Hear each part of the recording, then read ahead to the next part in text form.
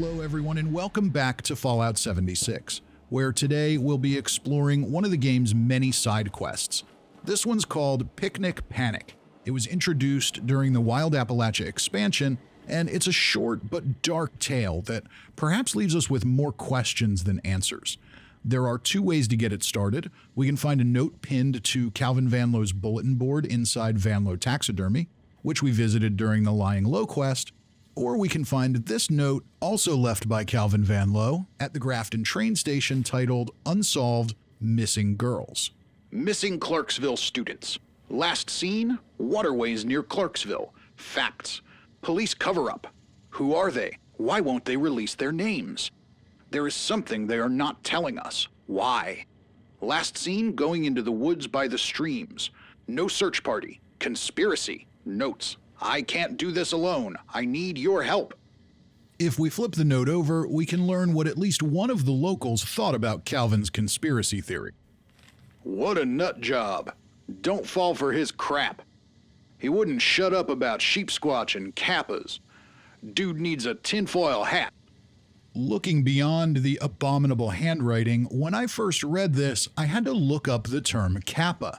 At first glance, you might think it's referring to a fraternity, and I suppose it could be, considering the context of Wild Appalachia, where we also had quests sending us to the various VTU fraternities.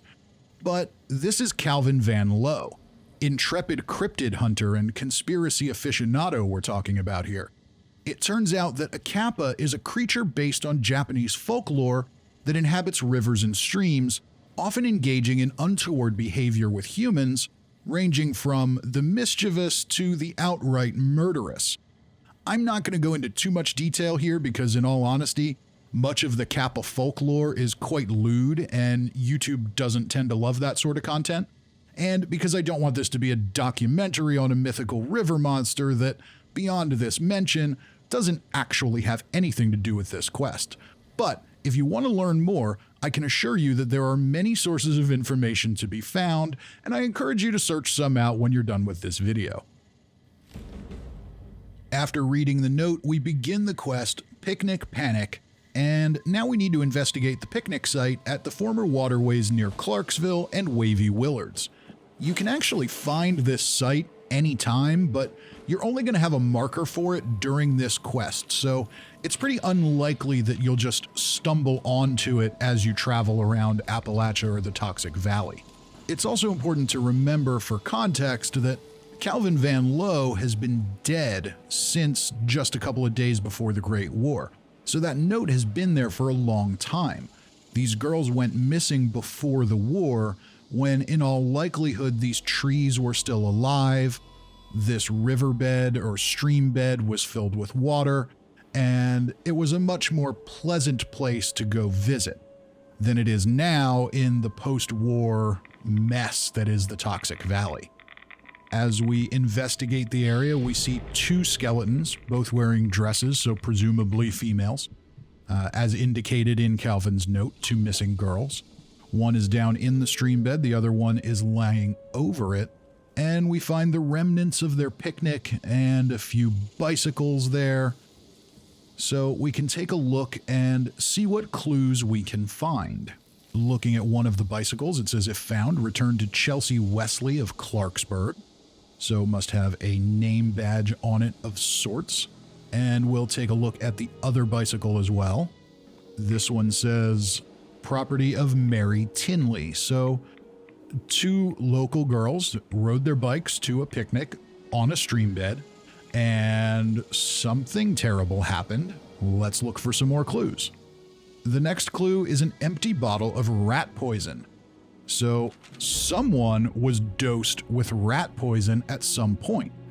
And we also find a holotape, Mary Tinley's recording. Let's give it a listen. I win!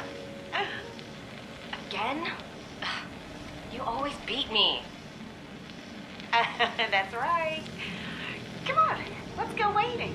It doesn't look deep. Fine. I'm tired of board games anyway. Be careful. The rocks are slippery.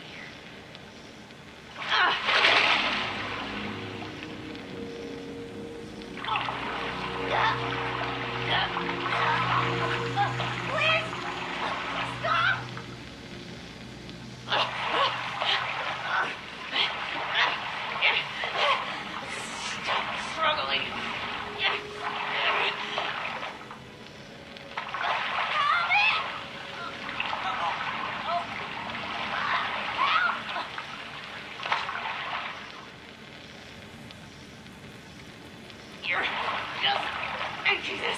Harder.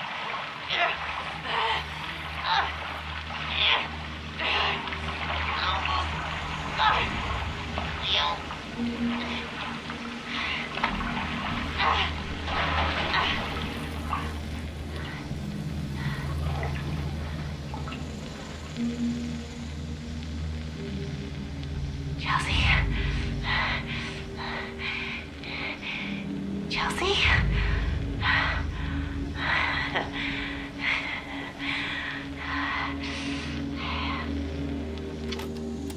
What is going on here? I thought it was rat poison. Now there's a drowning? Clearly, this isn't the work of some cryptid or river demon. It's the work of the demons inside the heads of two very human girls. What could possibly have pushed them to this? To find out more, we can investigate the Wesley home and try to determine a motive for these murders. After exploring Clarksville for a bit, we will eventually find the Wesley home, which is deserted. Nothing is here. Aside from a few pieces of furniture, it really looks like the family probably moved out of here prior to the war happening. We can see a TV left over, but there's not much here. And on the floor, we find some kids' toys and a note. When we look at the cow magnet, we can see it says it's a kid's magnet and some loaded dice that respond to it. So loaded dice would be something you would use to cheat at a game like this or to do a magic trick or something of that nature. So somebody was up to something. And Chelsea's diary page. Let's see what she's got to say about all this. Mary keeps beating me at Catch the Commie. I even peeked at the cards when she wasn't looking. The time before that, I snuck some money out of the pile. Mom says girls like her can't beat someone like me. I'm a Wesley, so I'm better than that. I have to be better than that. She can't be allowed to be smarter than me. She just can't.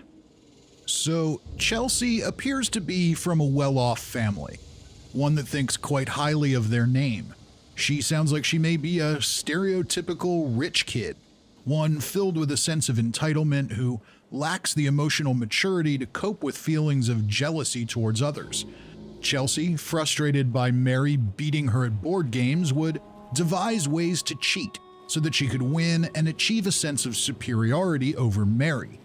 Despite the cheating, Mary would still win. So all of that makes sense, but is it really a motive for murder? It seems that, at least for Chelsea Wesley, it was. Next, we can investigate Mary Tinley's home, which is now an abandoned trailer park that's infested with ghouls. Being located in the Toxic Valley, we don't see anything terribly high level or too challenging, and these will scale with you if you're lower level. But eventually, we find one named Harvey Tinley. This must be Mary Tinley's relative, perhaps her father. And we don't really have much choice but to eliminate him before we can explore their former home. When we look around inside, we can see that the place is basically empty. Perhaps it's been looted, perhaps they moved out following the incident. The only thing that really remains is a backpack on the ground with a note inside. It's titled Mary's Diary Page, and we can read it to get her perspective on things. I'm done crying. Chelsea used to be my best friend, and now she keeps saying all kinds of mean things. I know I'm smarter than her, but she's prettier than me. Why can't she be happy about that? Why does she have to be the best at everything? Just because she's a Wesley and the Wesleys are so rich doesn't mean she's better than me. Chelsea wants to go on a picnic and play some games. She got so mad last time when I beat her. She cheats all the time, and it makes me so mad, but I don't say anything. Dad says I have Mom's temper, and I need to control it. I promised him I would try real hard to not get angry if she cheats or calls me names. And with that, we complete the quest and get some rewards. Most notably, the plan for the picnic blanket, which can be built at your camp in the floor decor category and matches the one at the picnic site. But you know what? There's some more stuff to unpack here. we need to ruminate on this just a little bit. Looking back on everything we now know, it's clear what happened at the picnic and the reasons behind having it in the first place. Chelsea invited Mary to the picnic, having seen that it was impossible to get the sense of superiority she so badly wanted by cheating and trying to upstage her at board games and presumably other things. She decided that she would just kill her. That certainly seems extreme, but this is the Fallout universe we're talking about here. She planned the picnic and must have put rat poison in something Mary would eat or drink. Unfortunately for Chelsea, the poison didn't act fast enough, and Mary had apparently had enough of her shenanigans. After playing some games and winning multiple times, and presumably catching Chelsea cheating again, Mary decided to get her own revenge. Once Chelsea got into the water for a swim, Mary grabbed her, forcing her under until she drowned. It's easy to sympathize with Mary here. I'm sure that many of us had friends growing up who eventually changed, treated us badly, maybe even with hostility. Some of us, maybe even many of us, have also been those bad friends. All of that is, of course, highly emotional, especially for kids or teenagers, but for that to result in a double homicide is more than just a bit extreme. But while rare, these things do happen. In a world like the Fallout universe, these kinds of extreme actions may be even more common. It's also intriguing that there was apparently no police investigation. No one cleaned up the bodies, cleaned up the crime scene, nothing. This is an example of some of the storytelling that Fallout 76 does by saying very little. We know that the Wesley family was rich and likely powerful or influential. We know that the Tinley family was not.